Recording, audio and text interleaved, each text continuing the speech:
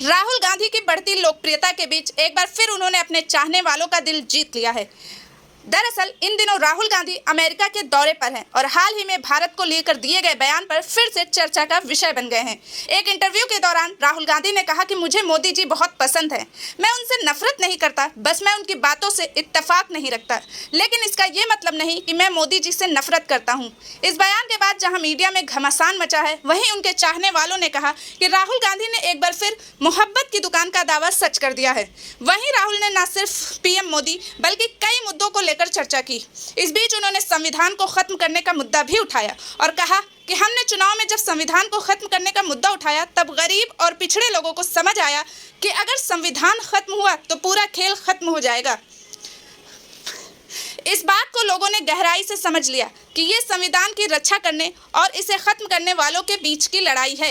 राहुल आगे कहते हैं कि जातिगत जनगणना का मुद्दा भी बड़ा हो गया। ये चीजें अचानक एक साथ आने लगी। मुझे नहीं लगता कि निष्पक्ष चुनाव में बीजेपी 246 सीटों के करीब थी। उनके पास बहुत पैसा था, उन्होंने हमारे बैंक खाते बंद कर दिए थे। वहीं इस दौरान राहुल गांधी ने चुनाव आयोग पर सवाल खड़ा करते हुए कहा कि चुनाव आयोग वही कर रहा था जो बीजेपी कहती थी। पूरा अभियान इस तरह से बनाया गया कि नरेंद्र मोदी देश भर में सिर्फ अपना काम करें। मैं इसे स्वतंत्र चुनाव के रूप में बिल्कुल नहीं देखता, मैं इसे नियंत्रित चुनाव के रूप में देखता हूं।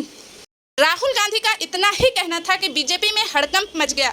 बीजेपी नेताओं ने आलोचनाओं की झड़ी लगा दी। केंद्रीय मंत्री गिरिराज सिंह ने कहा कि जिस कांग्रेस ने आज़ादी के बाद से तुष्टीकरण की राजनीति, सिखों का कत्लेआम किया, आज वो पाठ पढ़ा रहे हैं। कहा जाता है कि जो अज्ञानी ज्यादा होते हैं वो अपने ज्ञान का प्रदर्शन ज्यादा करते हैं। यही राहुल गांधी भी हैं। ये कहना था गिरिराज सिंह का। वहीं उद्धव गुट के नेता संजय राउत ने कहा कि राहुल गांधी ने जो भी कहा उसमें कुछ भी गलत नहीं है। बीजेपी ने 10 सालों में सिर्फ धर्म और जाति का तुष्टीकरण किया है।